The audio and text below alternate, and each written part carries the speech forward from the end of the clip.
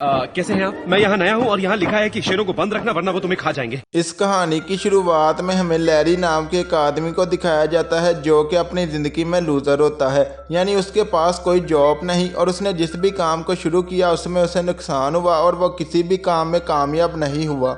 उसे आज अपने बेटे के स्कूल कैरियर डे पर जाना होता है, लेकिन वो वहाँ पर भी टाइम से नहीं पहुँचता, इसलिए वो अपनी एक्स वाइफ के घर पर आता है। दरअसल उन दोनों के दरमियान डिवोर्स हो चुका है और उनका एक 10 साल का बेटा है। उसकी एक्स वाइफ अपने बॉयफ्रेंड डॉन के साथ रहती है जो कि एक पुलिस वाला है और काफ़ी ज़्यादा अच्छी पर्सनैलिटी का मालिक होता है। तभी लैरी अपने बेटे को अपने साथ खेलने के लिए लेकर जाता है। वापसी पर वो अपने बेटे से बातें करता है। उसे पता चलता है कि उसके बेटे का आइडियल वो नहीं बल्कि डॉन है। उसका बेटा डॉन की तरह बनना चाहता है। इस बात पर लैरी काफ़ी ज़्यादा अफसुर्दा होता है और वो अपने बेटे का आइडियल बनने के लिए काफ़ी ज़्यादा जॉब को तलाश करता है और बड़ी ही मुश्किल से उसे एक जॉब मिलती है जो कि म्यूजियम ऑफ नेचुरल हिस्ट्री के अंदर नाइट गार्ड की ड्यूटी होती है। लैरी के पास करने के लिए कुछ भी नहीं होता, इसलिए फ़िलहाल उसे ये जॉब पसंद आती है। हमें यहाँ पर म्यूजियम के बिज़नेस के बारे में बताया जाता है जो कि काफ़ी ज़्यादा डाउन होता है क्योंकि म्यूजियम के अंदर लोग बहुत ही कम आते हैं, इसलिए वो अपने पहले के तीनों नाइट गार्ड जो कि अभी बूढ़े हो चुके हैं उनको निकाल कर लैरी को उस जॉब पर रखते हैं ताकि उन तीनों का काम लैरी अकेला कर सके। तभी उनमें से एक गार्ड जो होता है वो लैरी को म्यूजियम की सैर करवाता है और वहाँ पर मौजूद हर चीज़ के बारे में बताता है। उसके बाद वो रात के समय उसे चाबियाँ और इंस्ट्रक्शन मैनुअल देने के बाद ये कहते हैं कि वो कुछ लाइटों को बंद ना करे और किसी भी चीज़ को बाहर ना जाने दे। लैरी को इस बात की समझ नहीं आती, लेकिन वो तीनों वहाँ से चले जाते हैं।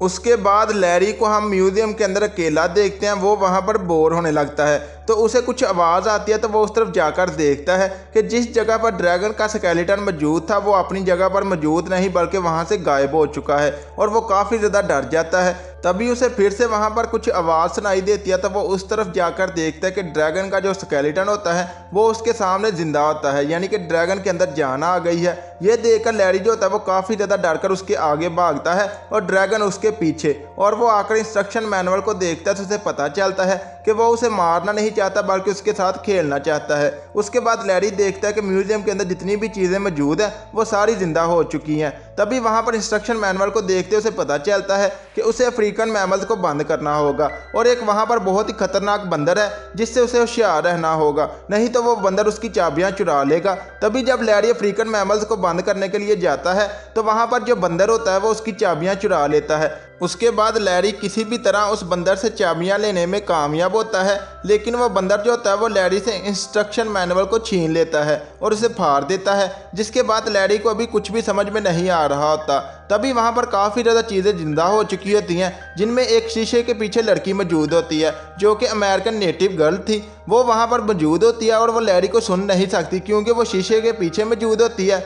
वहाँ पर छोटे छोटे मिनिएचर भी मौजूद होते हैं, जिनमें से एक का नाम ओल्ड वेस्ट होता है और दूसरी का नाम रोमन सेना। दोनों ही लैरी को अपना दुश्मन समझकर उस पर हमला करते हैं। इससे पहले कि वो लैरी को कुछ नुकसान पहुंचाए, वहाँ पर एक आदमी घोड़े पर आकर लैरी को बचा लेता है जिसका नाम होता है टेडी रोजवेल्ट, जो कि अमेरिका का 26वां प्रेसिडेंट था। वो लैरी को अपने साथ लेकर आता है और उसे बताता है कि कैसे इन सारे मुजस्मों में जान आ जाती है। वो उसे एक इजिप्शियन फ़ैरो की मम्मी के करीब लाता है और उसे बताता है कि सन 1952 में इस इजिप्शियन फ़ैरो को यहाँ पर लाया गया और उसके साथ में इसके गोल्डन टैबलेट को। ये गोल्डन टैबलेट जो होता है वो जादुई होता है। जब से ये यहाँ पर आया है तब से हर रात यहाँ पर म्यूजियम के अंदर जितनी भी चीज़ें मौजूद होती हैं वो ज़िंदा हो जाती हैं। ऐसा सिर्फ रात के समय ही होता है, सूरज निकलते ही हम सब खत्म हो जाते हैं, यानी कि दोबारा से अपनी पहली हालत में वापस आ जाते हैं। तुम्हारा ये काम है कि तुम हम में से किसी को बाहर ना जाने दो, क्योंकि सूरज निकलने के बाद अगर कोई बाहर रहा तो वो ख़त्म हो जाएगा। और टैडी एक रात लैरी की मदद के लिए मान जाता है और कहता है कि लैरी, कुछ लोग महान पैदा होते हैं और कुछ लोग महान बनते हैं। तभी लैरी को पता चलता है कि जो टैडी होते हैं वो शीशे के पीछे वाली लड़की को पसंद करते हैं और वहीं पर सुबह हो जाती है। सुबह वहाँ पर सबसे पहले वो तीनों गार्ड उस म्यूजियम के अंदर आते हैं। लैरी उनको आकर कहता है कि तुमने मुझे बताया क्यों नहीं, मैं ऐसी जॉब बिल्कुल भी नहीं करूँगा। और वो बाहर आता है तो वहाँ पर उसका बेटा और डॉन दोनों ही मौजूद होते हैं। दोनों ही आकर लैरी से मिलते हैं और उससे कहते हैं कि हम लोग म्यूजियम देखने आए हैं, क्या तुम हमें म्यूजियम नहीं दिखाओगे। तो इस बात पर लैरी अपने बेटे से वादा करता है कि वो आज काफ़ी ज़्यादा थका है, लेकिन वो 1 या 2 दिन के अंदर उसे म्यूजियम की सैर करवाएगा। लैरी का बेटा अपने वालिद को एक मरतबा फिर स्कूल में होने वाले कैरियर डे के लिए इनवाइट करता है। उसके बाद डॉन जो होता है वो लैरी के बेटे को लेकर वहाँ से चला जाता है। लैरी उनके जाने के बाद दोबारा से अंदर आता है और वो एक और रात गुजारने का फैसला करता है। तभी वहाँ पर जो गार्ड मौजूद होता है वो उसे जाकर लाइब्रेरी के अंदर रिसर्च करने के लिए कहता है। तभी लैरी लाइब्रेरी के अंदर जाता है और म्यूज़ियम में मौजूद हर चीज़ की काफ़ी ज़्यादा इन्फॉर्मेशन लेता है ताकि वो उन्हें कंट्रोल कर सके, और वो दोबारा से रात को पूरी तैयारी के साथ म्यूज़ियम के अंदर आ जाता है, जहाँ पर वो हड्डी को एक रिमोट कंट्रोल वाली छोटी सी गाड़ी से बांध देता है ताकि ड्रैगन जिंदा होने पर उसे तंग ना करे और वो वहाँ पर खेलता रहे। और वो आकर अफ्रीकन मैमल्स को बंद करता है और वो इस मरतबा डेक्स्टर को चाबियाँ नहीं चुराने देता, और वो दोनों आर्मियों के लीडर्स को आपस में दोस्ताना रहने के लिए कहता है कि वो आपस में लड़े नहीं बल्कि दोस्ताना तरीके से रहें। टेडी उसके दोबारा से काम पर आने पर काफ़ी ज़्यादा खुश होता है। लैरी अफ्रीकन मैमल्स को आज़ाद देखता है तो उसे पता चलता है कि बंदर ने उसकी चाबियां दोबारा से चुरा ली हैं, और वो काफ़ी ज़्यादा टेंशन में होकर उस बंदर को पकड़ने की कोशिश करता है ताकि वो उससे चाबियां ले सके। कि दोनों आर्मियों में दोबारा से फाइट होने लगती है। दूसरी तरफ वो वहाँ पर मौजूद जंगली इंसानों के मुजस्समों को आग जलाने के लिए लेटर देता है जिससे वो खुद को आग लगा लेते हैं, तो लैरी उनकी मदद करता है आग को बुझाने में। दूसरी तरफ वो बंदर से चाबियां लेने में कामयाब होने ही वाला होता है। तभी जो बंदर होता है वो एक विंडो को ओपन कर देता है और वहाँ पर जो एक जंगली होता है वो उस विंडो को ओपन देकर वहाँ से बाहर चला जाता है। तभी लैरी किसी भी तरह उस बंदर से चाबियां लेने में कामयाब होता है और वो आकर टेडी से बातें करता है कि उसने उसके कहने पर एक कोशिश की लेकिन वो कल से इस जॉब पर नहीं आएगा, और वो जाने लगता है क्योंकि सुबह होने वाली होती है। तो वो देखता है कि जंगली इंसान बाहर है, तो सुबह हो जाती है और जो जंगली इंसान होता है वो उसकी नज़रों के सामने ख़त्म हो जाता है। तभी रात को म्यूज़ियम में आग लगने की वजह से म्यूज़ियम डायरेक्टर जो होता है वो लैरी को उसकी जॉब से निकाल देता है और ये बात उसका बेटा सुन लेता है। तभी लैरी उस म्यूज़ियम डायरेक्टर से बातें करता है और उससे एक मौका मांगता है कि वह दोबारा ऐसी गलती नहीं करेगा, और डायरेक्टर उसे एक मौका दे देता है। तभी लैरी अपनी एक्स वाइफ के घर पर आता है जहां पर उसे पता चलता है कि उसके बेटे ने ये बात सुन ली थी कि लैरी को जॉब से निकाल दिया गया है। लेकिन लैरी अपने बेटे से कहता है कि उसे म्यूज़ियम से निकाला नहीं गया, वो आज रात अपने बेटे को अपने साथ लेकर जाएगा, और वह अपनी एक्स वाइफ से कहता है कि वो इस मर्तबा अपने बेटे को निराश नहीं करेगा। तभी दोनों जो होते हैं वो म्यूज़ियम के अंदर आ जाते हैं। म्यूज़ियम के बंद होने का टाइम होता है तो लैरी वहाँ पर एक लड़की से मिलता है जो कि म्यूज़ियम में ही काम करती है। वो एक लड़की के मुजस्समे को देख रही होती है जो कि शीशे के पीछे मौजूद होता है। तभी वहाँ पर लैरी जो होता है वो उस लड़की को सारी सच्चाई बता देता है कि अगर वो थोड़ी देर यहाँ पर रुकेगी तो वो उससे मिल सकती है और अपने सवालात पूछ सकती है, लेकिन वो समझती है कि लैरी उसका मजाक बना रहा है और वो वहाँ से चली जाती है। लैरी अपने बेटे को बताता है कि कुछ देर में यहाँ पर मौजूद हर चीज़ जिंदा हो जाएगी, और लैरी देखता है कि ऐसा बिल्कुल भी नहीं हो रहा था। उसका बेटा एक मरतबा फिर से निराश होकर वहाँ से जाने लगता है। तभी लैरी अपने बेटे को अपने साथ लेकर उस गोल्डन टैबलेट को देखने के लिए आता है और वो देखता है कि वहाँ से गोल्डन टैबलेट गायब हो चुका है। तो उसे पता चलता है कि टैबलेट म्यूज़ियम के पहले तीनों गार्ड चुरा कर भागने लगते हैं, और वो इसका प्लान जो होता है वो काफ़ी वक्त पहले से कर रहे थे, इसलिए वो लैरी को इस जॉब पर लाए ताकि वो इल्ज़ाम जो है वो लैरी पर डाल सके। और वो वहाँ से निकलने लगते हैं और लैरी उनको आकर रोक लेता है।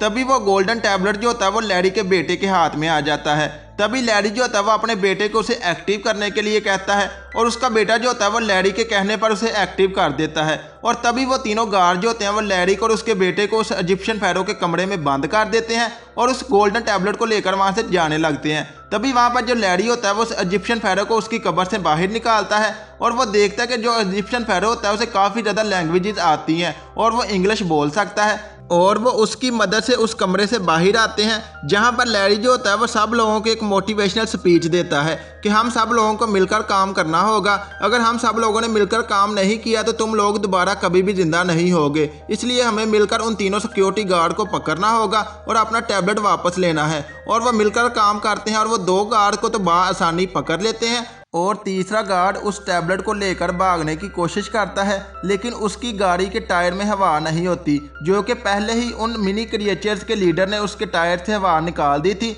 इसलिए वो बग्गी लेकर भागने की कोशिश करता है। टैडी जो होते हैं वो उसे रोकने की कोशिश करते हैं, इसलिए टैडी जो कि मोम का बना होता है वो दो हिस्सों में डिवाइड हो जाता है, और शीशे वाली लड़की जो होती है वो उसकी मदद करती है और उसे आग की मदद से दोबारा से ठीक कर देती है। दूसरी तरफ सब लोग मिलकर उस तीसरे गार्ड को पकड़ने की कोशिश करते हैं। तभी वो तीसरा गार्ड जो होता है वो सेंट्रल पार्क के अंदर आ जाता है, जहाँ पर लैरी जो होता है वो उस तीसरे गार्ड को पकड़ लेता है और उससे अपना गोल्डन टैबलेट छीन लेता है और वो उस गोल्डन टैबलेट को उस इजिप्शियन फेरो के हवाले करता है ताकि वो अपने जादू की मदद से सबको सुबह होने से पहले म्यूजियम के अंदर दोबारा से ले जाए। और उन सबको जाते हुए वो लड़की भी देख लेती है जिसको लैरी ने सब कुछ सच बताया था। वो देखकर वो भी म्यूजियम के अंदर आ जाती है। तभी लैरी उस लड़की से मिलता है और उस लड़की की मुलाकात उस शीशे वाली लड़की से करवाता है। अभी लैरी के बेटे को अपने बाप यानी कि लैरी पर काफ़ी ज़्यादा प्राउड होता है। अगली सुबह डायरेक्टर जो होता है वो लैरी को जॉब से निकालता है क्योंकि म्यूजियम में जो भी हुआ उसकी वीडियो जो होती है वो न्यूज़ चैनल वालों को मिल जाती है, इसलिए वो उसे जॉब से निकाल देता है। लेकिन वो देखता है कि म्यूजियम में काफ़ी ज़्यादा लोग आ रहे हैं और वो इसलिए उसे दोबारा से जॉब पर रख लेता है। लैरी एक मरतबा फिर से उस दुनिया का हिस्सा बन चुका होता है जो कि रात को जिंदा हो जाती है। अगली सुबह लैरी जो होता है वो अपने बेटे के स्कूल कैरियर डे पर भी जाता है। लास्ट में हम उन तीनों गार्ड्स को देखते हैं जो कि म्यूजियम में क्लीनर यानी कि सफाई की जॉब कर रहे होते हैं। यहीं पर इस मूवी की एंडिंग होती है। ये मूवी 2006 में रिलीज़ की गई। इसकी IMDb पर रेटिंग है 6.4/10। इस मूवी का बजट था $110 मिलियन। इस मूवी ने बॉक्स ऑफिस पर कलेक्शन की है $576.5 मिलियन। दोस्तों, अगर आप लोगों को ये वीडियो पसंद आए तो प्लीज़ इस वीडियो को लाइक करें एंड मेरे चैनल को सब्सक्राइब करें एंड बेल आइकन के बटन पर क्लिक करके ऑल पर क्लिक कर दें ताकि इस तरह की आने वाली हर एक वीडियो आप तक बआसानी पहुंच सके। मैं मिलता हूं मेरी अगली वीडियो में, तब तक के लिए खुदा हाफिज़।